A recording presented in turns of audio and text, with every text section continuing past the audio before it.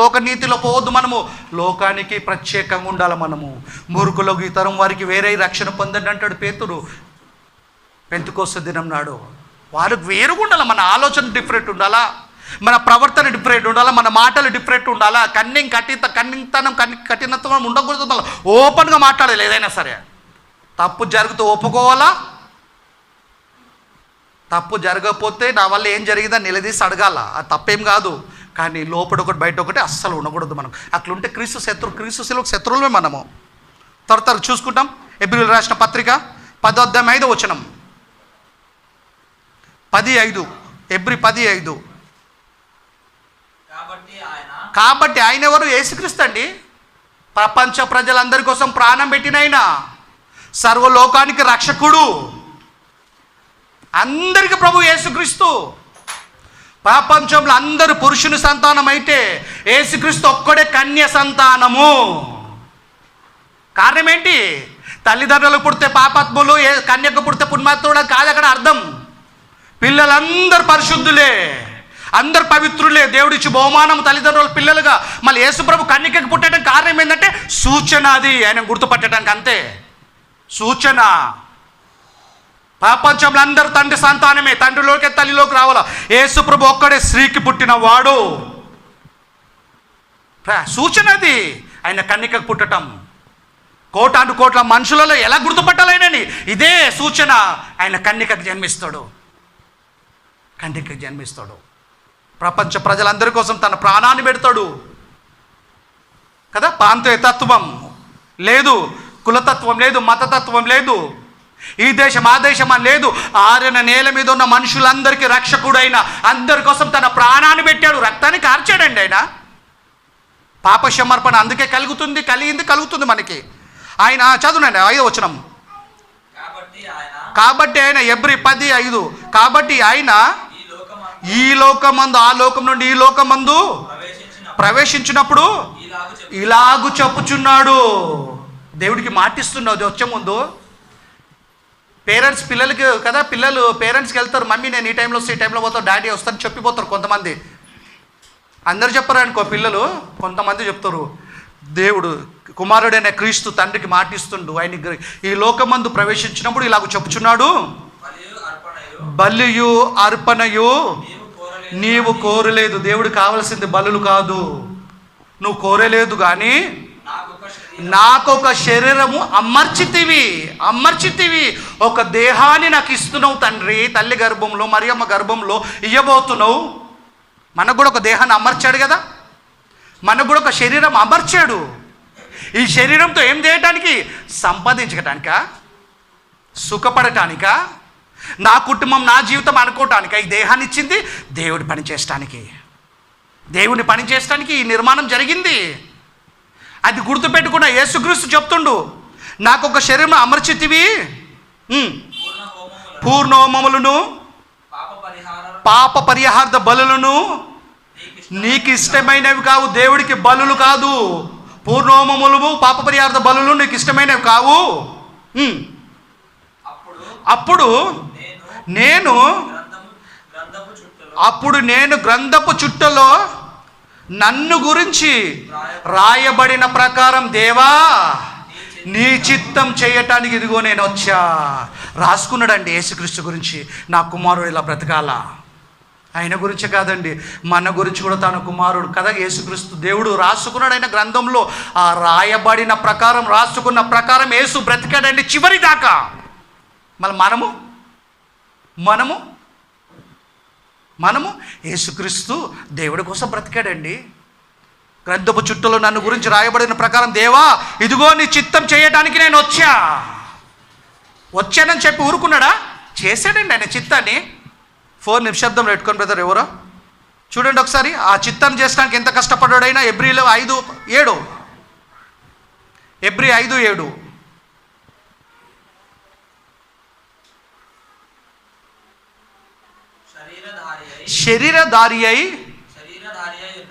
శరీరధారి ఉన్న దినములలో యేసుక్రీస్తుకు మహారోదనతోనూ కన్నీళ్లతోనూ తనను మరణము నుండి రక్షింపగల వానికి ప్రార్థనలను యాచనలను సమర్పించి తన యందు భయభక్తులు కలిగి ఉన్నందున ఆయన అంగీకరించబడేను. మహారోదన అంటే దేవుడి కోసం బ్రతకటం అంటే కష్టం. దేహం మనలాంటి రక్త మాంసములు ఆయనకి. అపవాది ఎంత టెంప్ట్ చేసింది దేహం మీద ఆయనని. ఆయన ఎక్కడ పడిపోలేదు. ప్రపంచమంతా ఒకే నిమిషంలో చూపెట్టింది, ఇది అంతా నీకు ఇచ్చేస్తాను, నాకు నమస్కరించు. ఆయన సృష్టించింది ఆయనకి ఇస్తుందంట. వాన్ టెక్నిక్ చూడు ఎట్లుంది. పడిపోవాలి, టెంప్ట్ కాలే. ఎక్కడ ఆస్తు చూపెట్టి టెంప్ట్ కాలే. పైకే దుంకు, నీ పాదాలకు రాయి తగలకుండా దేవదూతలు నీ చేతులతో ఎత్తి పట్టుకుంటురు. తను రాయబడి ఉంది కదా అని కీర్తనల గ్రంథంలో రాయబడిన వాక్యం 91 అధ్యాయంలో రాయబడిన వాక్యాన్ని యేసుప్రభు వచ్చిన తర్వాత యేసుకు గుర్తు చేసింది. దయ్యానికి వాక్యం తెలియదని కూడా తప్పు, మనకంటే బాగా తెలుసు దానికి. ఒకవేళ యేసుక్రీస్తు టెంప్ట్ అయి దుంకిండు అనుకో, ఆత్మహత్య. ఇంకా రక్షణ ప్రజలకందరికీ. అమ్మ యేసు కంటే సిల్వ మీద సావపోలేనా లెక్క ప్రకారంగా నేను ముందే చంపేస్తా, నాకు గ్రేట్ అనుకుంటుంది అది.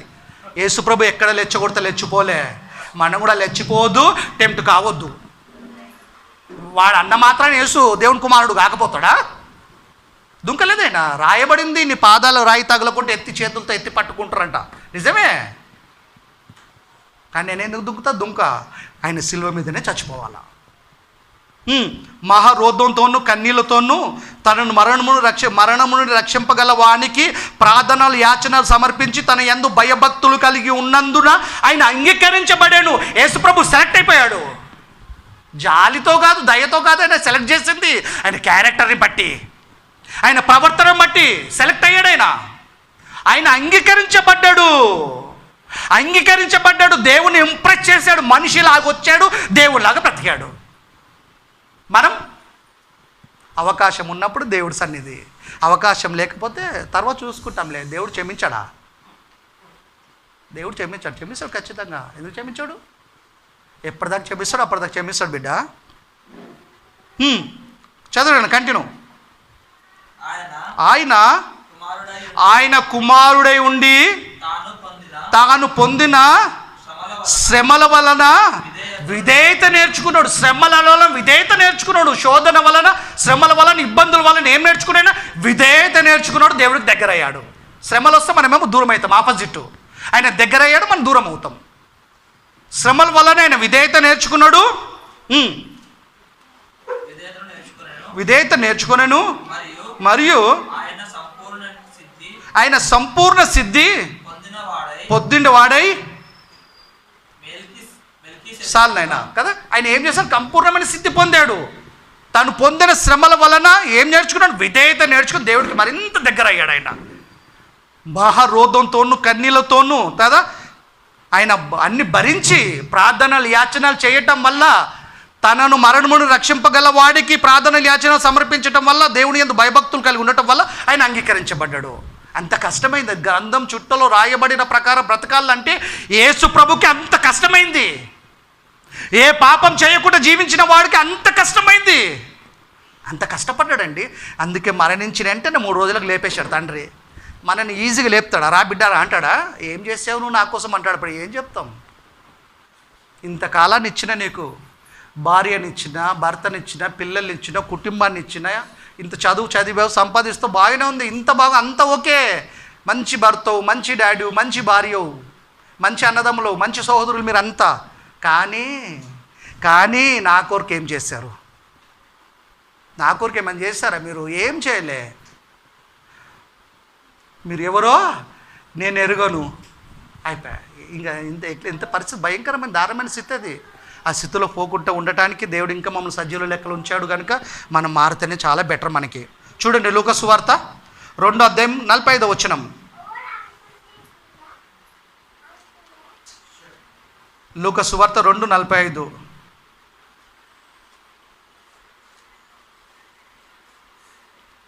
పస్కా పండగకి యెరూషలేముకి మరియమ్మ యేసుప్రభుని తీసుకుని వచ్చారు. ఆయనకి ఎంత తెలుసు? సంవత్సరాలప్పుడు 12 ఇయర్స్. 12 పిల్లలు ఎక్కడ ఉంటారు? మన పిల్లలు.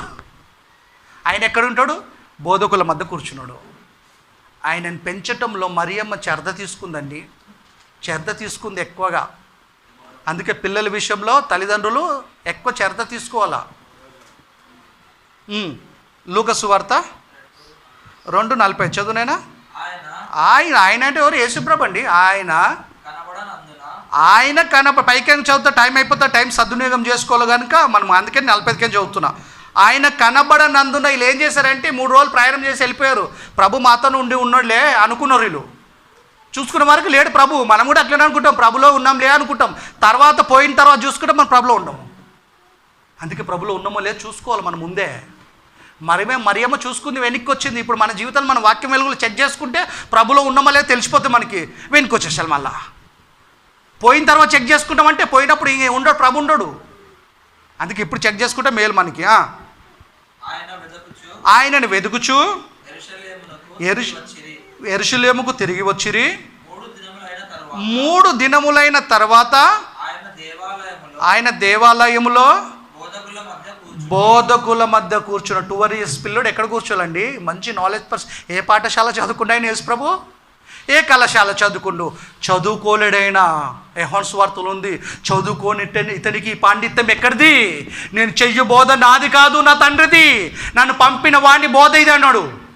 తండ్రి దగ్గర నేర్చుకున్నాడండి ఆయన బోధ. ఆ తండ్రి మాటలే కదా ఇప్పుడు మనం ఇక్కడ నేర్చుకోవాలా బోధ.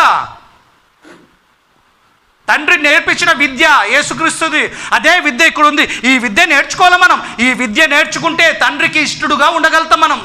తండ్రికి నచ్చొచ్చు మనం. తండ్రిని ఇంప్రెస్ చేయొచ్చు మనం. ఈ విద్య కలిగి జీవిస్తే, విద్య నేర్చుకుంటే. యేసుప్రభు ఏమంటాడు? మీరు చదువునైనా.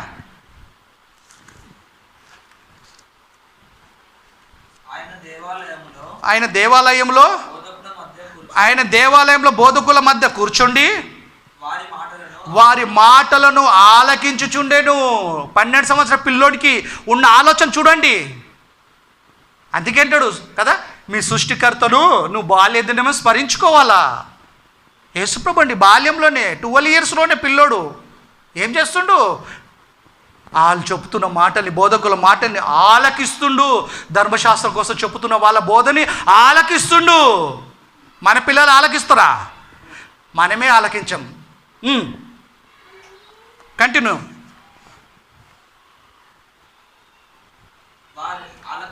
వారు ఆలకించుచు వారిని ప్రశ్నలు అడుగుచు ఉండగా చూచిరి. ఆయన మాటలు వినిన వారందరూ ఆయన ప్రజ్ఞకును ప్రత్యుత్తరములకును విస్మయమొందిరి. అయ్యా అవక్కైపోయారు. మనం చూపెడతాడు సర్ఫ్ ప్యాకెట్ ఇట్లా పోగానే అవక్ అంటాడు. పోగానే అవక్కడు అవుతామా మనము? చూపెడతాడు అట్లా అంతాడు. ఇక్కడ వీళ్ళంతా అవక్కైపోయారు. విస్మయమొందిరి. ఏది 12 సంవత్సరాల పిల్లోడు ప్రశ్నలు అడగటమైంది మమ్మల్ని? వయసు ముదిరిపోయి వయసు మీద పడి వయసు ముదిరిపోయి ముసలా అవుతారు. వీళ్ళకే ఇంత చెరదలేదు మా వాళ్ళకి. ఏంది ఈ పిల్లోడు అడగటమేంది? అందులో భేద కుటుంబంలో పుట్టినవాడు మరియ కుమారుడు. ఈయన అడగటమేంది? దేవుని కుమారుడు అని అప్పటికెళ్ళి తెలియదండి వాళ్ళకి. ఆయన తల్లిదండ్రులు ఆయనను చూచి మిక్కిలి ఆశ్చర్యపడిరి. ఎందులో? మంచి భక్తిపరుడు, దేవుడి మీద శ్రద్ధ ఉంది, ఆలోచన ఉంది. ధర్మశాస్త్రాన్ని బోధిస్తున్న బోధకులను ప్రశ్నలు అడుగుతున్నాడు, వాళ్ళ జవాబులు చెబుతున్నాడు. తల్లిదండ్రులు మిక్కిలి ఆశ్చర్యపడారు ఆయన చూసి. ఆయన తల్లి కుమారుడా మమ్మల్ని ఎందుకు ఇలా చేసావు? ఎందుకు మాతో రాలేవు? ఎందుకు మాతో రాలి మమ్మల్ని ఎందుకు ఇలా చేసావు? ఇదిగో నీ తండ్రియు నేనును దుఃఖపడుచు నిన్ను వెతుకుచున్నాము. వెతుకుతున్నాము. ప్రధానమైన తర్వాత పుట్టాడు కంటే యేసుక్రీస్తు అంటే కన్నికకి పుట్టాడు కానీ పెంచిన తండ్రి అవుతాడు కనుక నేను నీ తండ్రి దుఃఖపడుతున్నాము కుమారుడు ఎందుకు ఇలా చేసావు అన్నప్పుడు ఆయన ప్రత్యుత్తరం ఎలా ఇస్తుండు చూడండి. ఆయనతో చెప్పగా ఆయన మీరు ఎలా నన్ను వెతుకుచున్నారు? ఆల్రెడీ దుఃఖంతోనే వెతుకుతున్నారు. నేను మీ తండ్రి దుఃఖంతో వెతుకుతున్నాను ప్రభువు కుమారుడు ఎందుకు ఇలా చేసావని నాకు దుఃఖపడుతుంటే యేసు ప్రభు ప్రత్యుత్తరం ఎలా ఉంది తెలుసా? మీరు ఎలా నన్ను వెతుకుచున్నారు? నేను నా తండ్రి పన్నుల మీద ఉండవాలని మీరు ఎరగరా? 12 సంవత్సరాల పిల్లోడికి ఉంది ఆలోచన తండ్రి పనుల మీద ఉండాలని. మనకి 50 సంవత్సరాలు వచ్చినా లేదండి. అనేకులకు కాదు కానీ కొంతమందికి లేకపోవచ్చండి. చాలామందికే లేదు, కొంతమందికే ఉంది. నా తండ్రి పనుల మీద ఉండాలా, నా తండ్రి పనుల మీద ఉండాలా. నాకు ఇచ్చిన టైం చాలా చిన్న టైము, 33.5 సంవత్సరాలే. 30 సంవత్సరాల బోధ మొదలు పెట్టాలి. ఇంచుమించు 3 సంవత్సరాలు నా పని అయిపోతుంది, నేను వెళ్ళిపోవాలి. మళ్ళా తక్కువ టైం కదా. మా అమ్మ, మా తమ్ముళ్ళు, మా నాన్న అనుకోని నేను ఉన్నాను అనుకో, ఈ బంధకంలో చిక్కబడ్డాను అనుకో, పరిస్థితి ఏంటి? నా తండ్రి ఇష్టాన్ని కంప్లీట్ చేయాలి కదా. నా తమ్ముళ్ళని, నా చెల్లెలు, సర్వ మానవులను రక్షించాలి కదా. నేను ఆ గొప్ప త్యాగం చేయాలంటే సెంటిమెంట్ ఉండొద్దు నాకు అనుకున్నాడు ఆయన. మనను కూడా అన్నాడు, ఎక్కువగా ఎవరు ప్రేమించొద్దు. అమ్మ అమ్మ, నాన్న నాన్న, భార్య భార్య, భర్త భర్త, పిల్లలు పిల్లలు, డబ్బు డబ్బు అనొద్దు. దేవుడు ఫస్ట్ స్థానం, తర్వాత ఎవరైనా. నాకంటే ఎక్కువగా ఎవరు ప్రేమించినా వాడు నాకు పాత్రుడు కాదన్నాడు. దేవుడు తల్లిదండ్రులు మరేమో నువ్వు నిర్లక్ష్యం చేశాడని కదా దాని అర్థం. మొదటి స్థానం దేవుడికి ఇచ్చాడని అర్థం. కొంచెం కింది చదువు నాయన, కొంచెం కిందికి. అయితే ఆయన తమతో చెప్పిన మాటలను వారు గ్రహింపలేదు. అప్పటికి ప్రస్తుతానికైతే గ్రహింపలేదు. అంతటా ఆయన వారితో కూడా బయలుదేరి నజరేతునకు వచ్చి వారికి లోబడి ఉండేను. ఎప్పటిదాకా? 30 years దాకా లోబడి ఉన్నాడు. అంటే తండ్రి చిత్తాన్ని ఇక్కడ చేశాడు, దేవుని ఇష్టాన్ని చేశాడు. తల్లిదండ్రులకు విధేయుడు కమ్మన్నాడు కదా, తల్లిదండ్రులు లోబడింటండి. ప్రభువా తల్లిదండ్రుల మాట ఇనుమను, నువ్వు లోబడ్డవా తండ్రికి తల్లికి అని ఎవడని అడుగుతారేమో అని చెప్పి అవకాశం ఇవ్వలేదండి దేవుడు. ఖచ్చితంగా తల్లిదండ్రులు లోబడిండు. చివరికి చచ్చిపోయేటప్పుడు ఏసేపు రాలే, తర్వాత పుట్టిన అమ్మాయిలు రాలే, పిల్లలు రాలే, కొడుకులు రాలే, కుమార్తెలు రాలే. ఏసు పుట్టిన తర్వాత సంతానం ఉంది, ఎవ్వరు రాలే. కేతలకు వాళ్ళు ఒప్పుకోరు ఆ మాట అంటే, అది నిజం. అది ఒప్పుకోవాలంటే ధైర్యం ఉండాలి, వాళ్ళకి లేదు. అది ఒప్పుకోరు వాళ్ళు. తర్వాత రాలే అంటే మరియమ్మ ఒంటరైపోయింది, శిలువ మీద వేలాడుతున్నాడు, శిష్యుడికి అప్పగిచ్చాడు.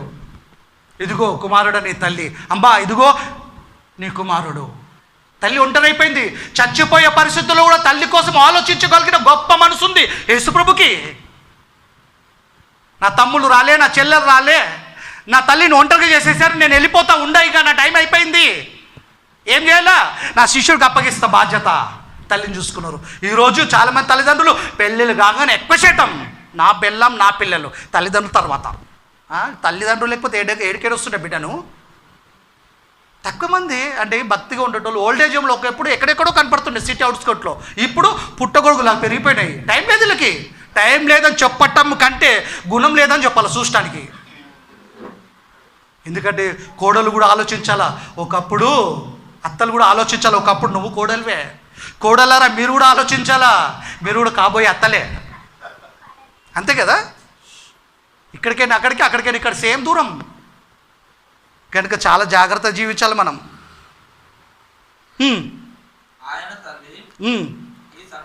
ఈ సంగతులన్నిటినీ తన హృదయంలో భద్రపరుచుకునేది.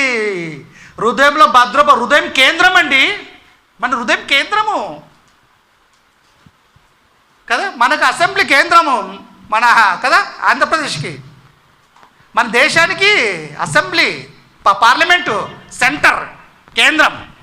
మన హృదయానికి, మన బాడీకి, మన ఆకారానికి మన హృదయమే కేంద్రం. మంచి అయినా చెడ్డ అయినా అక్కడికైనా రిలే కావాలా, బయటకు వస్తే అక్కడికైనా వస్తాయి. బయటికి రావాలంటే చూపు ద్వారా, నోటి ద్వారా, మాటలు కదా. హృదయంలో ఏముంటే బయటకు అవే మాట్లాడతాడు. యేసుప్రభు అంటాడు కదా, హృదయం నిండిన దాన్ని బట్టి నోరు మాట్లాడుతుందండి. ఈమె యేసు చెప్పిన మాటలన్నిటి హృదయంలో భద్రపరుచుకుంది మరియమ్మ. గొప్ప అదృష్టవంతురాలు ఈమె కదా. యేసును కన్నదయ్యమ్మ. చాలా బాధలు, పెళ్ళి కాకముందే గర్భవతి అయిందంటే ఎంతమంది ఎన్ని నిందలేసి ఉంటారు ఈమె మీద, అన్నీ ఓర్చుకుంది. హ్యాపీ బర్త్డే అని ఎక్కడ అనలేదమ్మా, ఎక్కడ హ్యాపీ బర్త్డే. చివరికి కొన్ని రోజులు వచ్చేటప్పుడు చెట్టంతా కొడుకుని సిలువేసేసారు.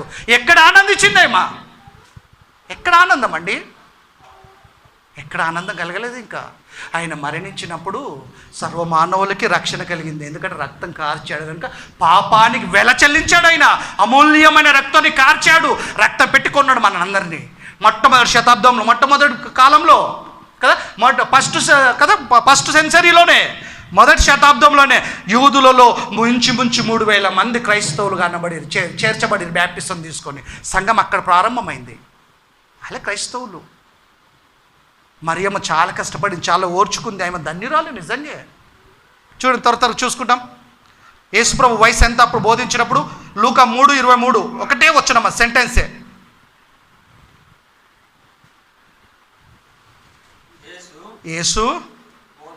యేసు బోధింప మొదలుపెట్టినప్పుడు ఆయన దాదాపు 30 ఏండ్లు ఈడుగలవాడు.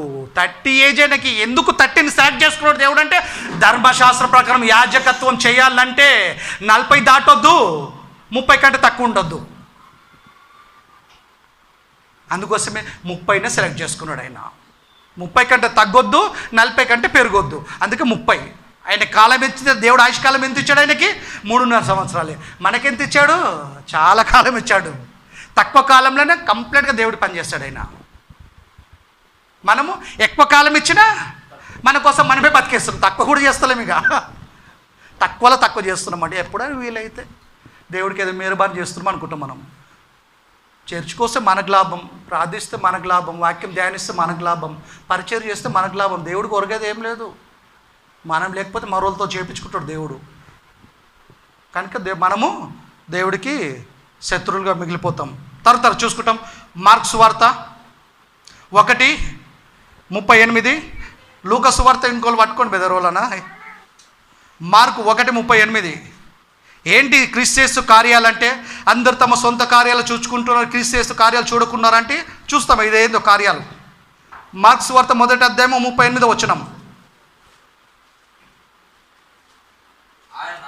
ఆయన అంటే యేసు ప్రభు. ఆయన ఇతర సమీప గ్రామములో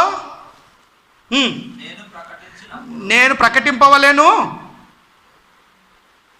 చదువునా? నేను ప్రకటించినట్లు వెళ్ళుదము రండి.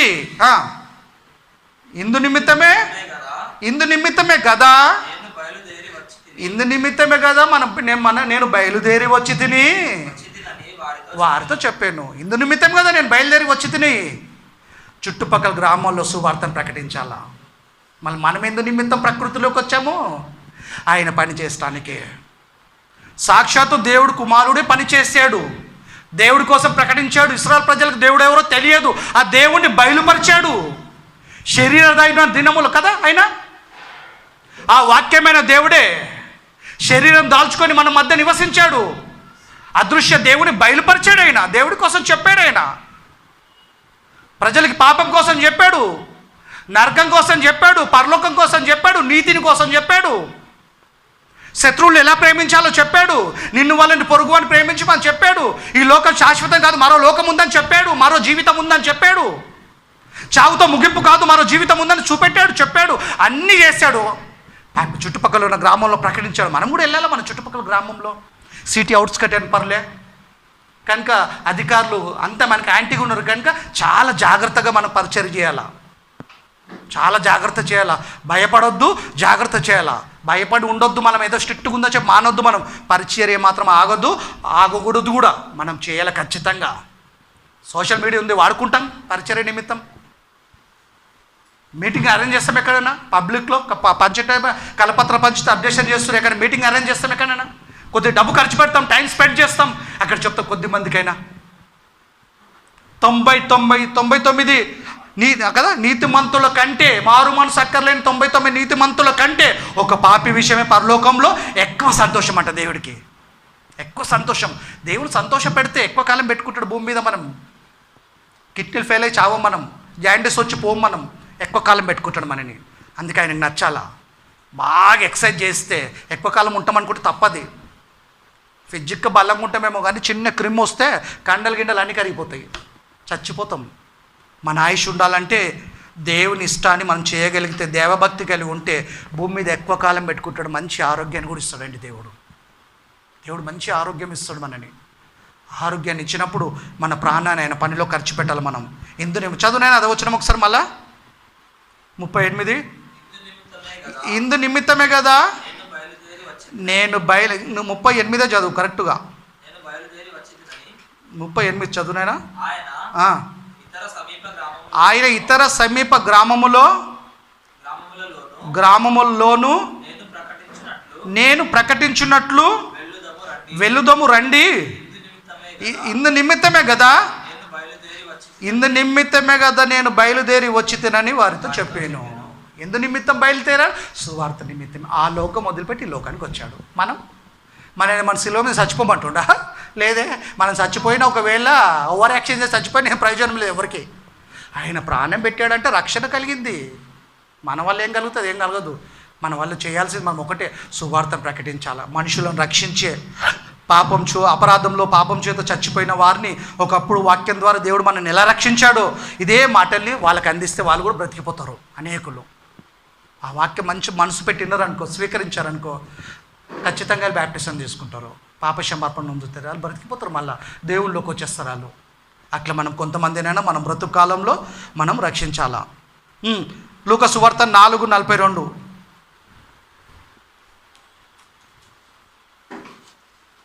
లూకా 4:42. ఉదయమైనప్పుడు ఆయన బయలుదేరి ప్రయాణించాడండి. దేవుడి పనుల మీద ప్రయాణించాడు. తక్కువ కాలంలో దేవుడి పని చేసి వెళ్ళిపోయాడు. మనకిచ్చిన కాలం ఎక్కువ, ఆయనతో పోల్చుకుంటే చాలా ఎక్కువ కాలం మనకి ఇచ్చింది.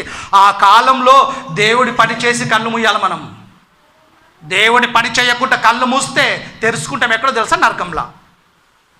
దేవుడి పని చేసి కళ్ళు మూస్తే తెరుచుకుంటాం ఎక్కడో తెలుసా? పరదేశంలో.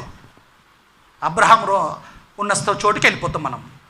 ఇక్కడ కళ్ళు మూస్తాం, అక్కడ తెరుచుకుంటాం. ఇక్కడ కళ్ళు మూస్తే అక్కడ తెరుచుకుంటాం. నరకంలో తెరుచుకోవటం కంటే పరదేశంలో తెలుసుకుంటాం మేలు కదా మనకి. ఆయన ఉదయం అయినప్పుడు ఆయన బయలుదేరి అరణ్య ప్రదేశములో వెళ్ళెను. జన సమూహమును ఆయనను వెదుకుచు ఆయన యుద్ధకు వచ్చి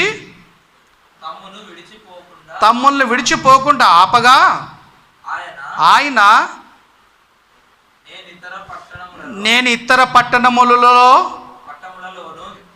పట్టణములలోను దేవుని రాజ్య సువార్తను ప్రకటింపవలెను. ఇందు నిమిత్తమే నేను పంపబడి తిని. మనం కూడా అందు నిమిత్తమే పుట్టి తిమి. అందు నిమిత్తమే ఇంకా చచ్చిపోకుంటున్నాం. ఇంకా మనం కరోనా రాలిపోకుండా నిలబెట్టాడంటే ఆయన పని చేసడానికే. చాలామంది అంటారు కొన్ని రోజులు కలవకపోతే బ్రదర్స్ అండ్ సిస్టర్స్ కానీ భార్య భర్త కానీ మిస్ అయిపోతున్నారు కాదు. వీళ్ళు మిస్ అయిన ప్రాబ్లం లేదేమో కానీ పరలోకం మిస్ అయిపోతుంది మనకి. పరలోకం మిస్ కావద్దు, దేవుని మిస్ కావద్దు. మనం మిస్ కాకుండా ఉండాలంటే ఆయన పని చేయాలి. ఇందు నిమిత్తమే నేను పంపబడి తిని. మనం అందరం అందుకే పంపబడి తిమి. యోహాను సువార్త 6:38. అంతే, ఒక్కొక్క వచనమే. యోహాను సువార్త 6:38.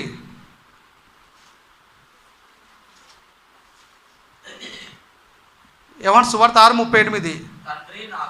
కొద్ది పైకి నా ఇష్టము అనే దగ్గర చదువు. 6:38.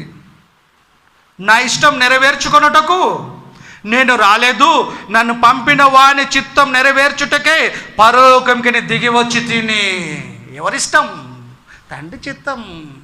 30 సంవత్సరాల వయసు అంటే యేసుక్రీస్తు యవనస్తుడు అండి, యంగ్ బాయ్. అంత యవనంలో కూడా తన జీవితాన్ని, యవనాన్ని దేవుని పనిలో ఖర్చు పెట్టాడండి. బాల్యంలో 12 సంవత్సరాల్లో కూడా దేవుని పనిలో ఉన్నాడు, దేవుని ధ్యానంలో ఉన్నాడు, దేవుని బోధకుల మధ్య ఉన్నాడు, దేవుడి మాటలు అందుతున్న సందర్భంలో ఉన్నాడు. పోయిన వయసు మీద పడ్డ తర్వాత మనం మారిండా అంటే అప్పుడు కూడా అదే భక్తి. బాల్యంలో మిస్ కాలేదైనా దేవుడు మిస్ చేసుకోలేడు, యవ్వనంలో దేవుడు మిస్ చేసుకోలేడు. బాల్యంలో దేవుడి పనిని మర్చిపోలేదు, యవ్వనంలో దేవుని పనిని మర్చిపోలేదు. ఆయన బాల్యంలో యేసుప్రభు అయితే మనకు తెలియదు, యవ్వనంలోనే దొరికింది దేవుడు మనకి.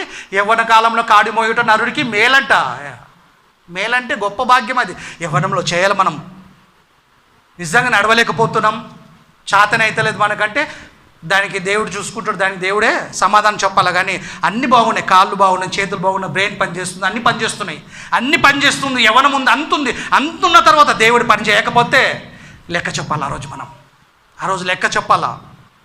38 చదువునైనా 6:38. యోహాను సువార్త 6:38. నా ఇష్టమును నెరవేర్చుకొనుటకు నేను రాలేదు.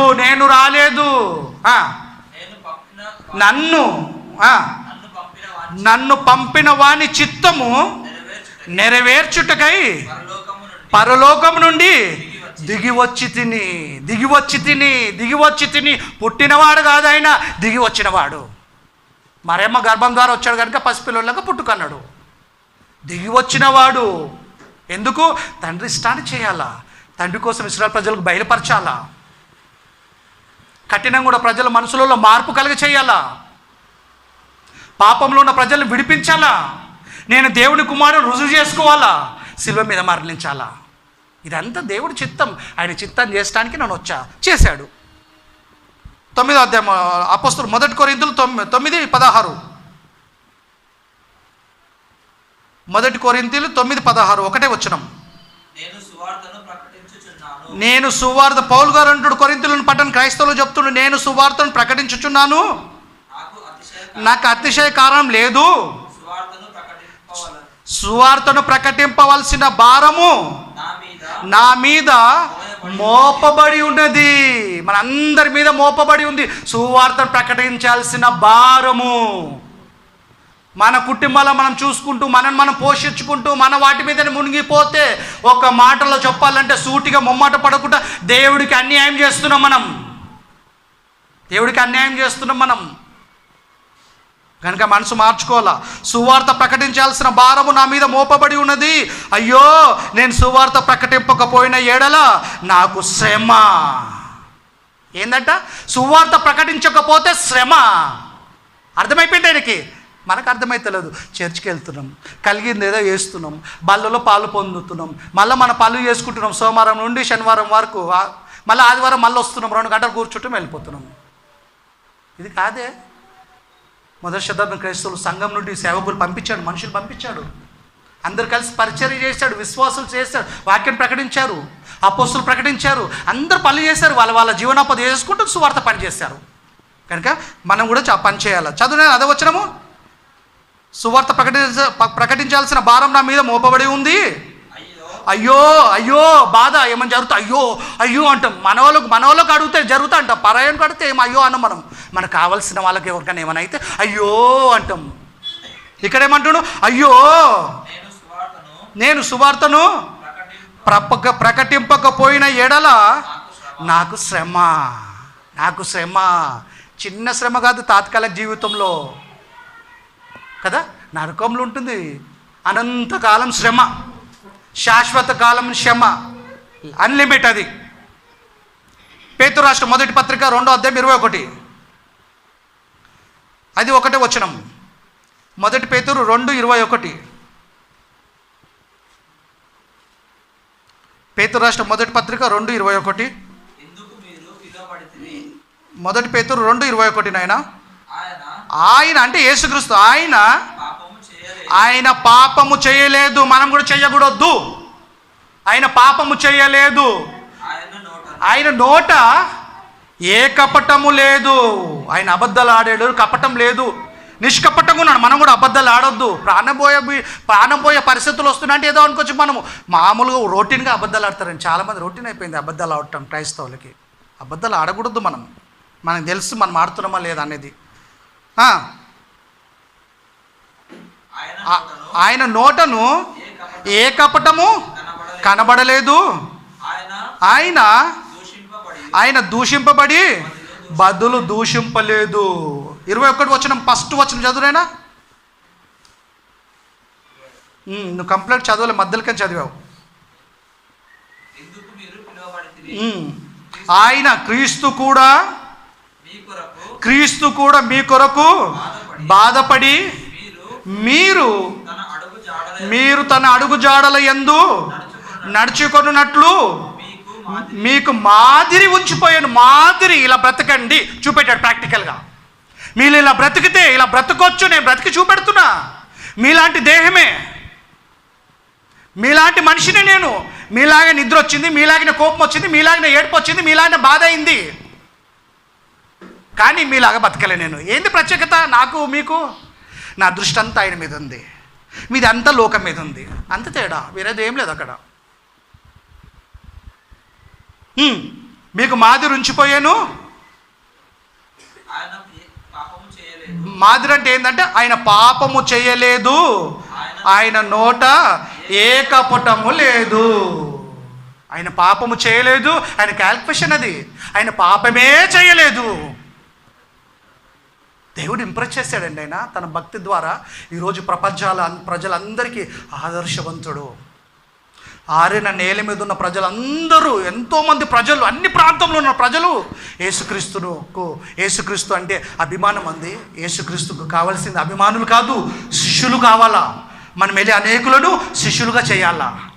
మత్తయి సువార్త చెప్తాడు చివరిలో, మీరు వెళ్ళి సమస్త జనులను శిష్యులుగా చేయండి, తండ్రి యొక్కయు కుమారుని యొక్కయు పరిశుద్ధాత్మ యొక్కయు నామంలో వాళ్ళకి బ్యాప్టిజం ఇవ్వండి. ఈ పని చేయండి. మీరు చెప్పండి, సువార్త ప్రకటించండి. సేవకులను, మీరు విశ్వాసులైతే సేవకుని తీసుకెళ్ళి బ్యాప్టిజం ఇప్పించండి. అనేకులను ప్రభులోకి చేర్చండి, సంఘంలోకి చేర్చండి. పనంతా అయిపోయినాక ఆయన గడియలు దగ్గర పడ్డప్పుడు వెళ్ళిపోయే ముందు తండ్రికి ఎలా ప్రార్థన చేస్తుండో చూడండి. చివరి మాట యోహాను సువార్త 17వ అధ్యాయము మొదటి వచనం ఒక సెంటెన్స్ మాత్రమే చదువు. 17వ అధ్యాయం నాన్న, 14 కాదు, 17 మొదటి వచనం, ఒకటే వచనం, సెంటెన్సే. యేసు ఈ మాటలు చెప్పి ఆకాశం వైపు కన్నులెత్తి తండ్రి ఇట్లా నేను తండ్రి నా గడియ అంటే గంట, గడియలు గంటలు, గంట అంటే టైం దగ్గర పడ్డది. తండ్రి దగ్గరికి వెళ్ళిపోవాలి. ఇప్పుడినా పని ఎంత 100% కంప్లీట్ చేసేసాడు. 99% చేసి ఊరుకోలేదన్న, 100% కంప్లీట్గా చేశాడు. ఏం మిస్ కాలేదు. అంత పరిపూర్ణంగా చేశాడు. పరిపూర్ణంగా చేసి సెలెక్ట్ అయిపోయాడు. అప్పుడు చెప్తుండు, ప్రార్థన చేస్తుండు, నా గడియ వచ్చింది అని చెప్పేస్తాడు. 4వ వచనంలో ఏమంటాడు చదువు నేనా? చెయ్యుటకు ఏమిచ్చాడు? పని ఇచ్చాడండి. యేసుక్రీస్తుకు దేవుడు పని ఇచ్చాడు. సృష్టిని సృష్టించాడు ఆయన ద్వారా. అలాంటి దేవుని కుమారుడికి, దేవునితో సమానమైన క్రీస్తుకి దేవుడు పని అప్పగిచ్చాడు. దేవుడు క్రీస్తుకే పని ఇచ్చాడంటే మనకు పని లేదనుకుంటున్నావా? ఏ పని చేయకపోతే పరలోకం ఇవ్వడు. పని చేస్తే జీతం మన యజమానులు ఇస్తారు లోకంలో, అది కరెక్ట్. అది దేవుడి పని చేస్తే నిత్య జీవం అనే జీతం మనకు వస్తుంది. పరలోకం అనే జీతం వస్తుంది. దేవుడి పని చేయకపోతే జీతం లేదు, పరలోకం లేదు, జీవం లేదు. చెయ్యుటకు నువ్వు నాకు ఇచ్చిన పనిని మొత్తం అదే వచ్చాను చదువు 4 మళ్ళొకసారి. చెయ్యుటకు నీవు తండ్రివైన దేవుడా, నీవు నాకు చెయ్యుటకు ఒక పని ఇచ్చావు.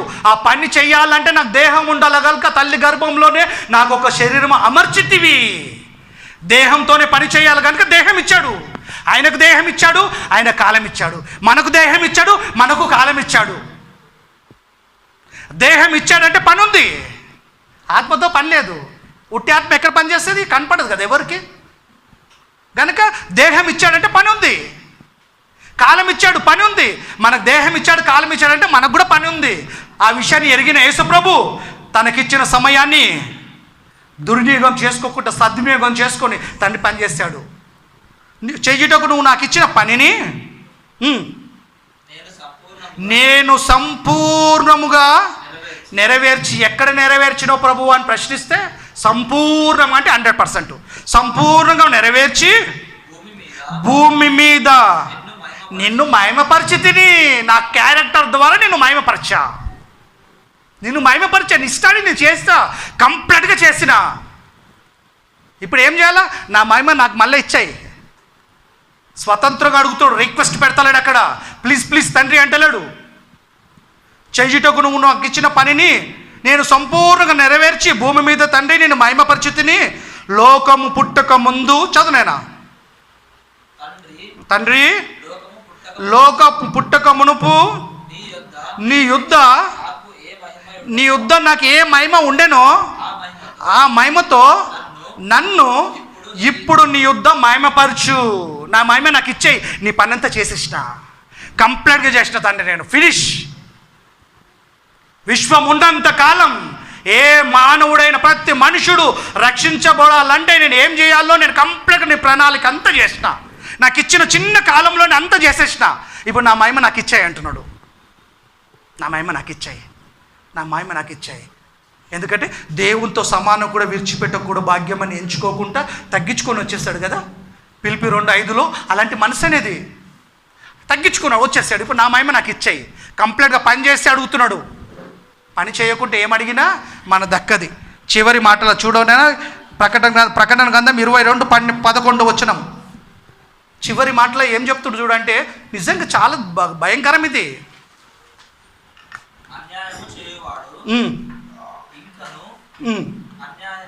అన్యాయం చేయవాడు ఇకను అన్యాయం చేయనేమో, అపవిత్రుడైన వాడు ఇకను అపవిత్రంగా ఉండేనా. ఫుడ్ నోట్స్ ఏమిస్తాడంటే వాడు అట్లనే ఉంటాడు. ఎన్నిసార్లు చెప్పి విన్నాడు కదా. ఇక దేవుడు కూడా విసుకెక్కిపోయి ఏమంటాడు, వాళ్ళు అలానే ఉంటాడు, వదిలేరా అన్నాడు. ఇక నీతిమంతుడుగా ఉండనిమ్ము, పరిశుద్ధుడుగా ఉండనిమ్ము, ఇదిగో త్వరగా వచ్చుచున్నాను. 12వ వచనం చదువున్నాను కరెక్ట్గా. ఇదిగో త్వరగా వచ్చుచున్నాను, వాని క్రియ చొప్పున ప్రతి వానికి ఇచ్చుటకు నేను సిద్ధపరిచిన జీతము నా యుద్ధ ఉన్నది. ప్రతి వాని క్రియ అంటే పనులు, తండ్రి క్రియలు. దేవుడి పనులు చేస్తున్నామా, సువార్త పనులు చేస్తున్నామా, ఉదయం లేసి నిద్రపోయేంత వరకు మన పనుల మీద ఉంటున్నాం. మన పనులు చేసుకోదాం దేవుడు అనలే. దేవుడు పని మాని మన పనులు చేస్తున్నాం. మన పనుల మీద కష్టపడుతున్నాం, క్రియలు పని చేస్తున్నాం కనుక జీతం వస్తుంది. దేవుడి పరలోకం కావాలంటే, నిత్య జీవం కావాలంటే దేవుడి పనుల మీద ఉండాలి మనం. దేవుడి క్రియలు, సత్క్రియలు, వాక్యానుసారం పనులు, ప్రతి వాని క్రియ చొప్పున, ఎవడెవడికి క్రియ చొప్పున నేను జీతం ఇస్తా. ఆ జీతం నా దగ్గర ఉంది. నిత్య జీవితం, నిత్య జీవం, పరలోకం. ఆ జీవం దక్కాలంటే, ఆ లోకం దక్కాలంటే ఆయన పని చేయాలి. ఈ వాక్యాన్ని దేవుడు దీవించినాక ఈ సమయాన్ని ఇచ్చిన దేవుడికి యేసుక్రీస్తు నామమున కృతజ్ఞతాస్తుతులు. యేసుక్రీస్తు నామమున మీ అందరికి శుభములు, వందనాలు.